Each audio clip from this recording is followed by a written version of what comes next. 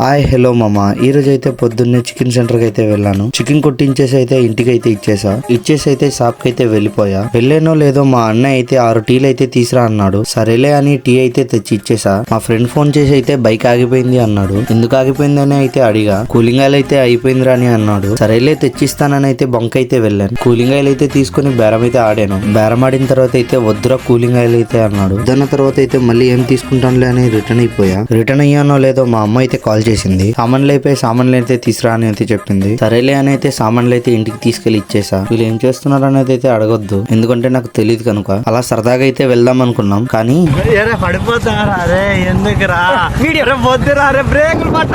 ఇంట్లో పనులు అయితే అవుతున్నాయి. నానైతే డీజిల్ అయితే తీసురా అన్నాడు. మళ్ళీ పెట్రోల్ బంక్ అయితే వెళ్ళాను, దానికి గంట పడుతుంది అన్నారు. ఎందుకంటే ట్యాంకర్ అయితే వచ్చింది. ఏదోలా చేసి లీటర్ ఆయిల్ అయితే సంపాదించా. తీసుకుని అయితే ఇంటికి అయితే వెళ్ళిపోయా.